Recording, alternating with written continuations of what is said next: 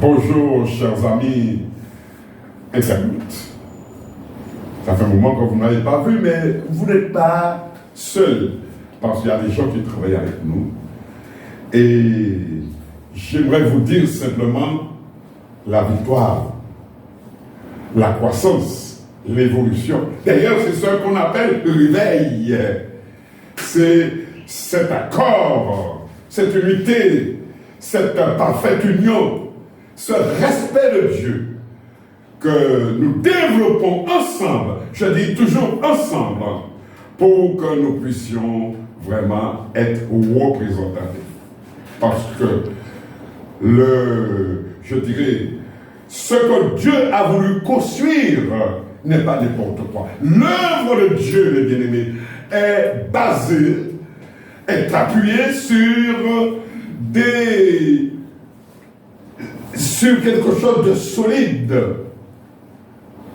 De solide. Et cela est important que vous entendiez ce message. Ce message est intitulé « Aie confiance en ton frère ». Aie confiance en ton frère. Chers bien-aimés, qu'est-ce que ça veut dire la confiance en l'autre? Je vous donne la définition du dictionnaire, mais nous aurons le temps de développer ça spirituellement parlant, mais on doit s'appuyer sur quelque chose. Donc, c'est un sentiment de quelqu'un qui se fie entièrement à quelqu'un d'autre. Qui se fie entièrement à quelqu'un d'autre. Alléluia. Ou à quelque chose. Par exemple, nous pouvons dire notre amitié est fondée sur une confiance réciproque. Alléluia. Donc vous comprenez très bien, chers bien-aimés, il n'y a pas de mélange. Il n'y a pas d'hypocrisie. Il n'y a pas, je dirais, toutes ces caractéristiques diaboliques qui détruisent les églises. L'œuvre de Dieu. Donc, le plan de mon message est très simple. Il est très simple, cher frère. Parce que je te parle, mais tu vis la chose. Pasteur, je te parle, mais tu vis la chose dans ton assemblée. Et bien souvent, tu as peut-être pleuré, tu t'es posé des questions. Mais la solution, elle est simple. C'est de retourner, de revenir à la parole de Dieu. C'est réellement, il ne suffit pas simplement de dire Seigneur, Seigneur, Seigneur. Mais lorsque tu dis Seigneur, Seigneur, lorsque nous prions, c'est un pasteur qui vous parle. Lorsque nous prions, est-ce que nous faisons le nécessaire pour avoir la réconciliation? Pour que la réconciliation puisse se développer, pour que les gens se demandent pardon, pour que réellement il y ait quelque chose qui se produise. Ça ne se passe pas. Et vous voulez avoir le réveil? Nous voulons avoir le réveil? Ou revenons, mes bien-aimés, alléluia, à la construction de l'Église depuis les temps primitifs. Et vous verrez qu'il y avait l'unité. Il y avait vraiment cet amour, ce partage, etc. Mais nous allons revenir. C'est pourquoi, chers bien-aimés, le plan du message que je vous donne, les points que nous allons traiter assez rapidement d'ailleurs, Dieu, c'est Dieu qui gouverne le monde, qui l'a créé. C'est lui qui l'a créé. Ensuite, une autre partie, c'est important pour vous, il t'a choisi. Tu n'es pas n'importe qui, il t'a choisi. L'ennemi voulait te faire croire, etc. et tout. Mais Dieu est vérité. Ensuite, dans la prière, c'est important, chers bien-aimés, surtout à notre époque, dans la prière, il te montrera les choses cachées. Il te montrera les choses cachées. Ensuite, une chose importante qu'il faut savoir, alléluia, c'est presque une reconstruction. Dieu est le murmure. Tu ne comprends pas quelque chose, descends dans la prière et puis parle à papa. Papa est capable de te montrer, alléluia, le problème. Et bien souvent, le problème, ce n'est pas l'autre, c'est nous-mêmes. Alléluia. Et le dernier point, chers bien-aimés, Dieu nous prépare à devenir celui que le monde attend. Parce que le monde attend la solution. Aujourd'hui, la solution du monde, c'est guerre, guerre, guerre, l'argent, etc. Et tout sexe, tout ce que vous voulez. Alléluia. Mais le Seigneur veut nous montrer la vérité. Amen. Nous allons développer rapidement ces quelques points. D'abord, Dieu gouverne le monde qu'il a créé. Oui, sœur, est-ce que tu pourrais me lire ça? Psaume 37, verset 5. Psaume 37, verset 5. Recommande ton sort à l'Éternel, mets en lui ta confiance et il agira. Amen. Continue, fera. Il fera paraître ta justice comme la lumière et ton droit comme le soleil à midi. Une chose qui est certaine, mes bien-aimés, alléluia, c'est Dieu qui gouverne. Il suffit simplement d'aller le voir. Il n'a pas besoin que vous preniez même rendez-vous. Alléluia. Seigneur, me voici. J'ai besoin de toi. Cher bien-aimé. Et je l'expérimente. Je l'ai expérimenté plusieurs fois dans ce que Dieu m'a donné à construire, son Église, qui est partie selon le modèle. Alléluia. Quand la confiance règne, les relations fleurissent. Il y a vraiment la joie, il y a le partage, on s'aime, etc. et tout. On rêve même de l'autre. Mais, ah oui, je vois.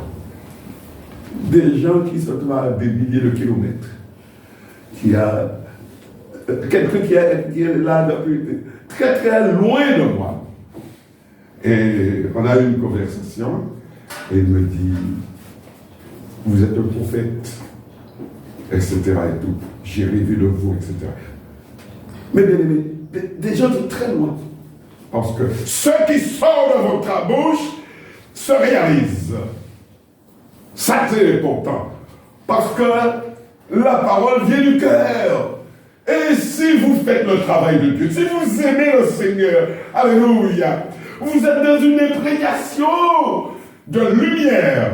Dieu est la lumière. N'est-ce pas ce que Dieu a dit, mon frère, ma soeur? Le Seigneur t'a dit, vous êtes la lumière du monde. C'est-à-dire que mon esprit est en vous. Alléluia. Ne perdons pas notre temps. Bien souvent, chers bien-aimés, nous avons mal à la tête, etc. Parce que la parole de Dieu n'est pas appliquée. Mais va voir papa. Et puis par là, papa, et puis tu verras. Tout de suite, il va te dire, oui, parce que fais ça, fais ça, fais ça. Comme du temps de Josué, l'autre, il a eu le problème avec Akan. Alléluia. Chers bien-aimés, lorsque le doute, la méfiance, l'imagination, les interprétations nous poussent à croire que, à penser que, alléluia, la confiance est alors polluée. Les doutes commencent. Le diable est fort. Mais Dieu est tout puissant, mon frère. Toi, ma soeur, qui a peut-être eu des problèmes ou encore des problèmes, fais ce que le Seigneur te demande et tu verras la gloire de Dieu. La méfiance s'installe. La distance prend place. Oh, pas moi avec cette personne-là. Et finalement, la relation se brise. Et la bénédiction qui était attachée s'arrête. Toi-même, tu arrêtes ta bénédiction. Parce que tu ne peux pas demander pardon, parce que tu ne peux pas régler un problème, parce que tu ne t'es pas adressé à Dieu. Alléluia. Deuxième point. Dieu t'a choisi.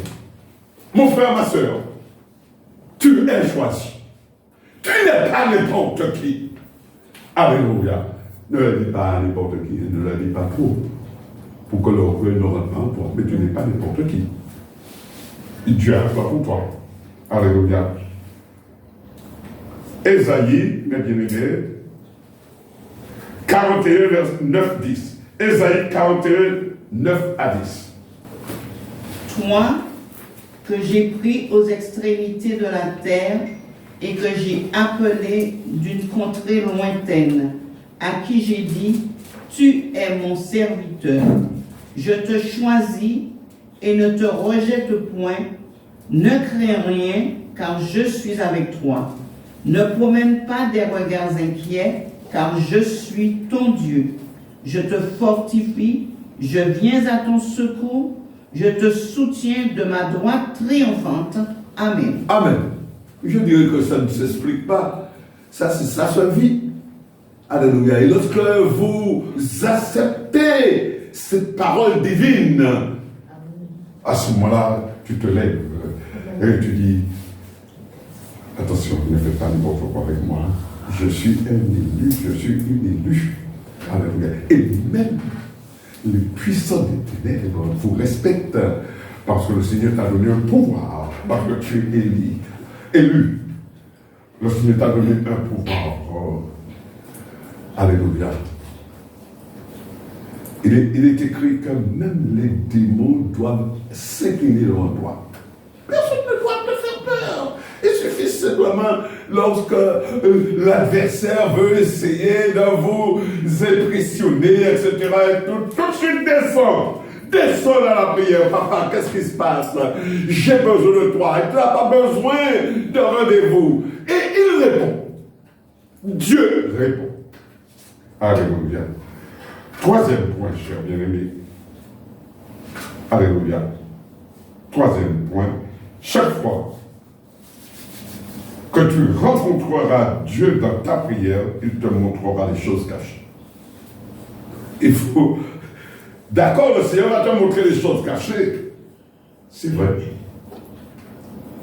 Mais il faut que tu aies la force de supporter. Parce que tu vas voir dans un foyer la confusion, le trouble, etc. et tout le mensonge, des choses pas bizarres qui se produisent. Tu ne comprends pas, tu as du mal à dormir, tu ne comprends pas ce qui se passe. Bien, tu n'as pas besoin d'aller voir prophète ou séancier. Va directement à Jésus. Jésus te répondra et tu seras apaisé. Parce que tu sauras comment faire. Parce qu'il te donne la solution. Il te donne la solution. Alléluia. Prenez avec moi Genèse 6, verset 9-13. Voici la postérité de Noé. Noé était un homme juste et intègre dans son temps. Noé marchait avec Dieu. Noé engendra 3 fils, Sem, Cham et Japheth. La terre était corrompue devant Dieu, la terre était pleine de violence. Dieu regarda la terre et voici, elle était corrompue, car toute chair avait corrompu sa voix sur la terre. Alors Dieu dit à Noé, la fin de toute chair est arrêtée par devers moi, car ils ont rempli la terre de violence. Amen. Amen. Sœur bien-aimée. Alléluia. Dieu va utiliser des gens qui sont vraiment, qui veulent payer le prix. La terre, il ne faut pas croire que les hommes de Dieu qui se sont levés pour servir au Seigneur vivaient dans un monde à part. Le monde était comme le nôtre. Et permettez-moi de vous dire, chers bien-aimés, mes frères, mes sœurs, ça ne va pas changer. Ça ira de pire en pire. Parce que, simplement, alléluia, le problème, c'est que on n'aime pas le Seigneur, on n'aime pas Dieu. Parce qu'on voudrait faire ce qu'on veut, mais avec le Seigneur, on ne peut pas faire ce qu'on veut. Parce que nous ne sommes que des ouvriers, que nous sommes des intermédiaires, nous sommes vraiment des gens qui font le travail de Dieu. Alléluia.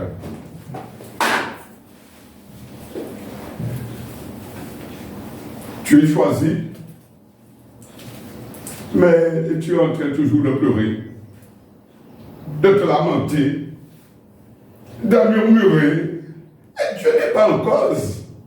Dieu n'est pas en cause de tes problèmes. Lorsque le Seigneur te donne une mission, d'abord, il t'appelle et il te dit, voilà, maintenant, je veux que tu ailles plus loin. avançons nos profondeurs. Ésaïe 47, c'est pas la peine de lire, avançons nos profondeurs, parce que le Seigneur a besoin de faire quelque chose avec toi. Et c'est pourquoi le Seigneur te dit ce matin, je ne suis pas la cause de tes problèmes. C'est ta souillure, c'est ta malpropreté, c'est parce que tu ne veux pas encore vraiment, alléluia, te nettoyer comme il faut. Donc voilà. Maintenant, si tu veux, nous pouvons faire une alliance. J'envoie un ange et cet ange-là va te montrer comment faire. Il descend, cet ange-là, tout ça dans le spirituel. Il descend et il te montre le pourquoi des choses. Lorsque Josué n'a pas consulté Dieu, et puis il a fait une chose. Alléluia. On a failli le lécher. Bien qu'il fût, mes bien-aimés, ça c'est important. Oh, alléluia.